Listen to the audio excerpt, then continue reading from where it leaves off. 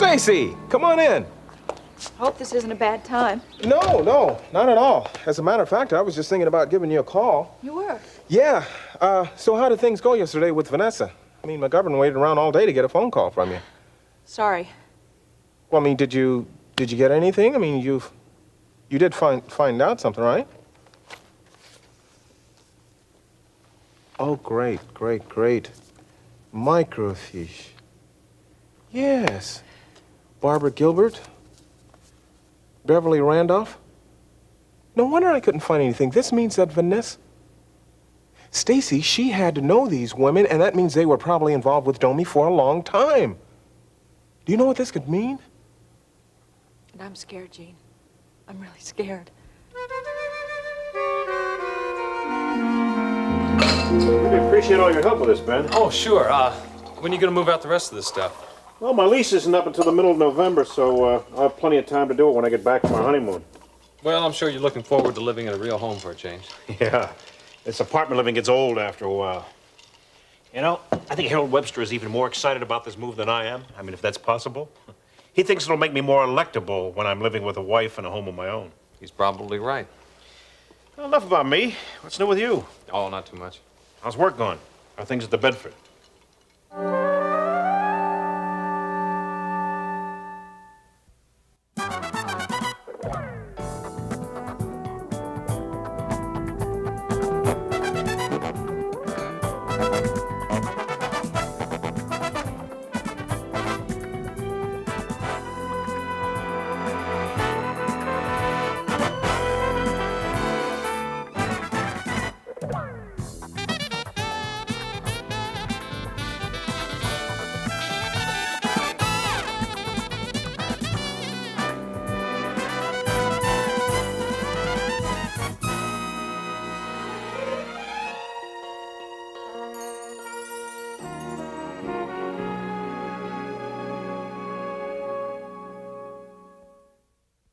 Oh, and the centerpiece. That was supposed to be delivered by 6 o'clock. I'm not sure about that, but I will check for you. Good. Now, the rehearsal is set for 6. The guests will be arriving about 7. So I imagine we'll be ready to sit down by 7:30 at the latest. 7:30 will be fine. And let's see. Oh, I know there was something else I was going to tell you. I called this afternoon and said that there would be another person arriving, so we're going to need another place setting.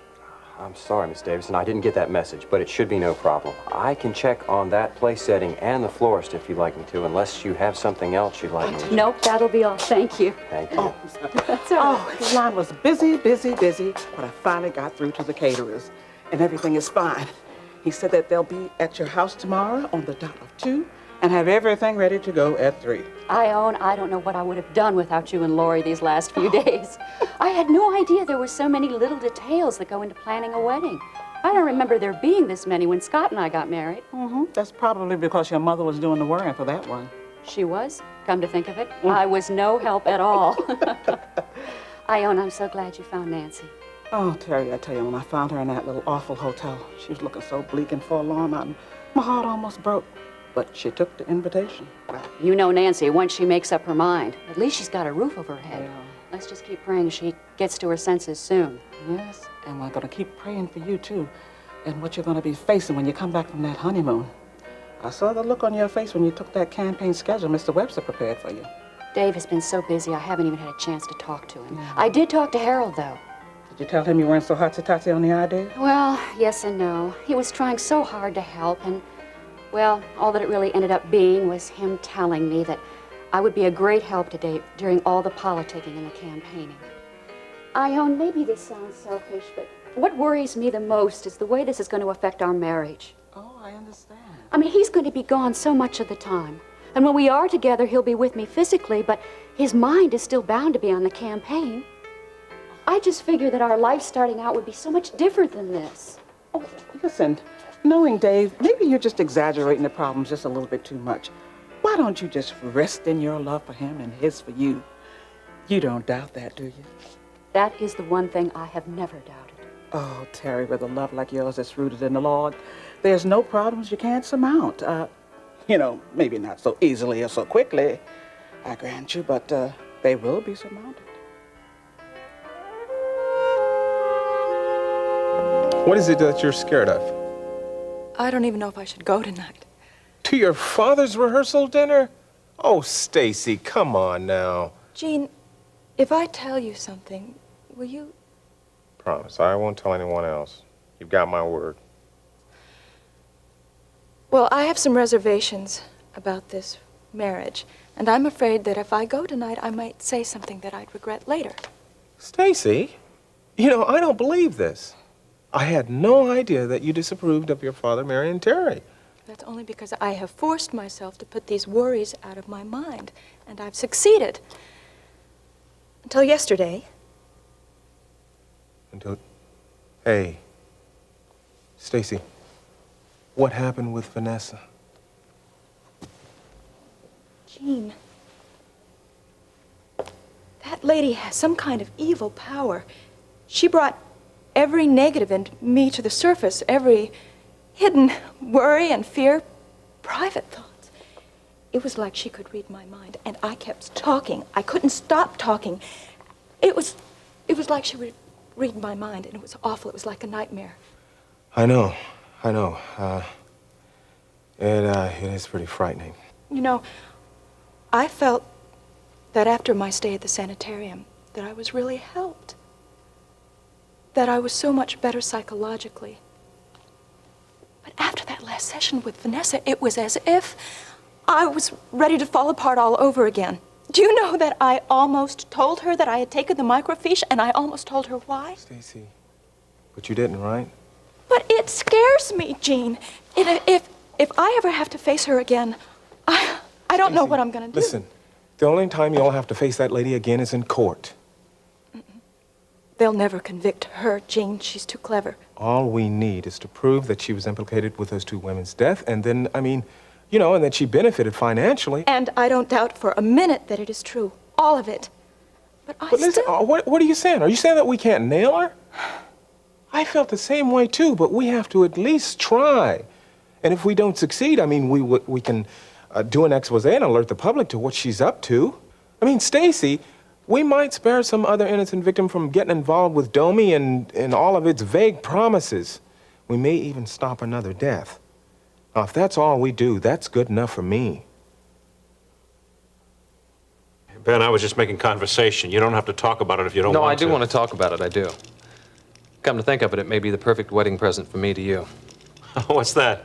The opportunity to shout "I told you so" at the top of your lungs. Hey, now, wait a minute. Are we still talking about the Bedford Institute? Yeah, we are. I really hate to admit this, but to be truthful with you, things just haven't worked out there the way I thought they would.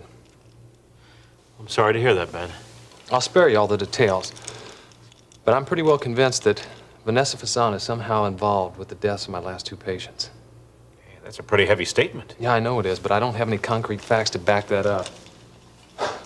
But then when you're dealing with Vanessa, you don't deal in specifics, except when it comes to the two of us. On that subject, she hasn't left much doubt as to how she feels. Are you saying that she's coming on to you? Yeah, pretty strong. I haven't taken the bait, but it's obvious she wants me to. Where does your friend Brian stand in all this? I don't know. When he first made the offer to me, I thought I knew where I stood with Brian. That I wouldn't have any problems with him. But then at the Bedford, I thought, I could just go there, kick off my shoes, relax, spend 6 or 7 years, then retire. I realize now that I was wrong on all counts. Well, does this mean you're thinking about leaving the Bedford? I'm not sure at this point. But yeah, I've thought a lot about it lately. Ben, you might not appreciate my saying this, but, I've heard you talk a great deal about some of the problems at the Bedford, and, the Ben Martin I know wouldn't quit when things are getting rough. That doesn't sound like the David Phillips I know. You didn't want me to take the job to begin with. You're right, but you did. What do you think God's will is in all this? I don't know. I haven't really thought about it that much. Nobody knows better than I do that sometimes you can get so wrapped up in what you're doing that you forget about His will. No, I know what you're getting at. You're probably right. Ben, all I'm saying is that before you can do what's right for your family, for you, for your job, even at the Bedford, your goals have to be the same as God's. I realize that. The other day I got caught up in reading this book. It was an old journal I used to keep. And it made me think a lot about my goals and where I stand with God. Oh, man, I know you've got integrity, and I know that in time things will work out for you. But I also know that things will never be quite right unless you put your trust in God. Oh, hi, Tina. Hello? Okay, come on in. Thanks. Well, what can I do for you? Well, actually, I came to see John. I went down to the station, but they told me that he'd be here. Yeah, well, as a matter of fact, we did have an appointment, but he just got off the phone. He said he couldn't make it. Oh, well. It's not a problem or anything, is it? Oh, no, nothing. Nothing really important. Okay. But, you know, it's been quite a while since the hearing. How have you been? Fine? Well, okay, I guess. You gave us quite a shock that day, you know? I guess so. I suppose I should apologize, but I was only telling the truth. There's no need ever to apologize for telling the truth. A lot of good it's done me. Tina, have a seat here, honey.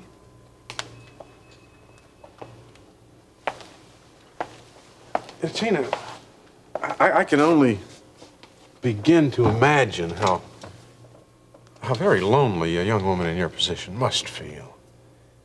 Have you had a chance to talk to your brother about it? John? Oh, sure. But there's nothing that he can do about it. Actually, that's really why I'm here, because you're really the one that I need to talk to. I am? Mr. Webster, what can you tell me about paternity suits?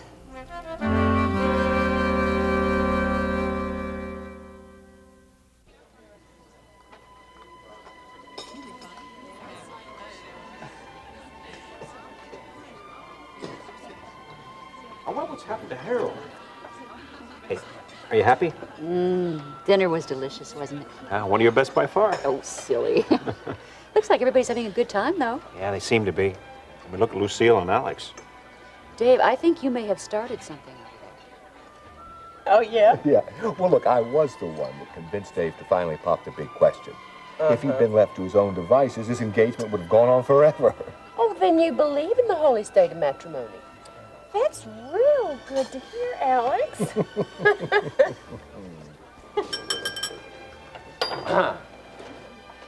After that marvelous dinner, I'm sure you all want to just relax, sit back, take it easy, but no such luck. I'm going to give each of you a chance to say a few words about the bride and groom to be. Share whatever thoughts and feelings you may have. But first, I just want to say to Dave and Terry what a very, very special occasion this is to me. My very good and longtime friend Dave, whose dedication and inspiring example has shown me exactly what a good doctor should be, and my mother-in-law, and very good friend. I wish you both many long years of happiness and love, and only the very best that life has to offer to the both of you. Always.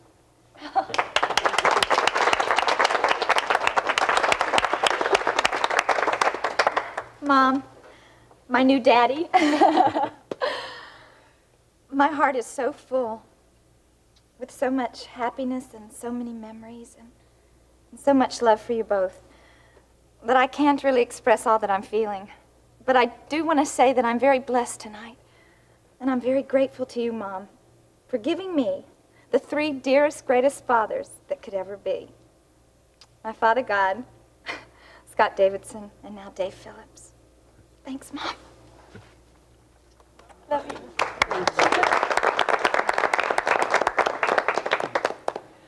Well, before everybody gets all dribble-eyed, I'd like to put in my 2 cents worth and lay claim to the idea of putting remarriage in Dave's head in the first place.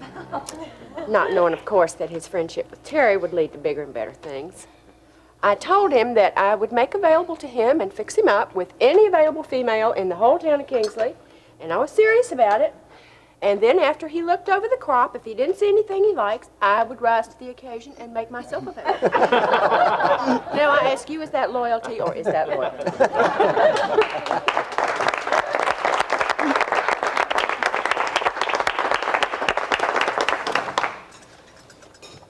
Well, I guess that I feel a bit like Lori. In that I want you to know that that I hope you two are as happy as everyone here is tonight for you.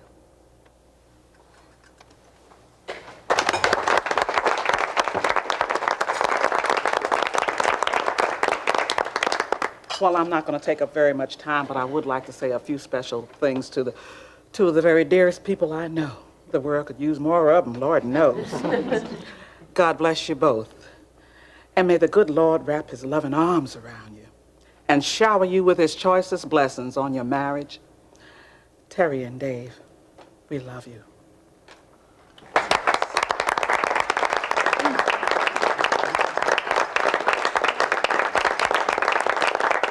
Tina, when you say a paternity suit, I assume you mean against Vaughn Sumner. He is the father of this baby. He denies it, of course. But one of the girls at school told me that there's a way of proving medically who the father is. Well, through blood tests. Strictly speaking, I don't think that's true. What do you mean? Well, say, for example, they find out that the baby is blood type A. Well, all that does is eliminate all of men as possibilities that are not type A, but it doesn't pinpoint the one out of millions of men who are type A that could be the father of the child. Mm. And the test can't be done till after the baby's born, right? And then only with the mother's permission. Well, there's no point in even thinking about that now. Tina, you do understand, don't you, that anything you say in this room is confidential? And you won't repeat it, yes, I know that. Well, then I want to ask you something. Do you love Vaughn? I do. Enough to blackmail him into returning your love? Blackmail? What are you talking about? Vaughn says that he's not responsible for your pregnancy. But gosh, even whether he is or not, why in the world would you file a suit against him? I mean, is it some kind of revenge because he rejected you? Or are you doing it because you want to maintain some kind of hold over him? Or if he does dump you, then you want to have some kind of hold on him because you got the child? Or what? No! Vaughn Sumner is lying. All I want is justice for me and for this baby. Okay, all right. Listen, you say you love Vaughn. And he says he loves Courtney. Now, all the things he's gone through to get Courtney back, none of them have worked. Isn't that right? Right. In fact, he's farther away from her now than he ever was, right? Right. Well, then, Tina, I suggest you take a lesson from that. Just stand back for a little while. Give him time to do some growing and some thinking. And maybe eventually he'll realize that he needs a woman like you. If only I could believe that. And I promise you one thing. If you don't give him some breathing space, it'll never happen. Now I have really got to go. Mr. Webster? Thank you. I'll think about what you said.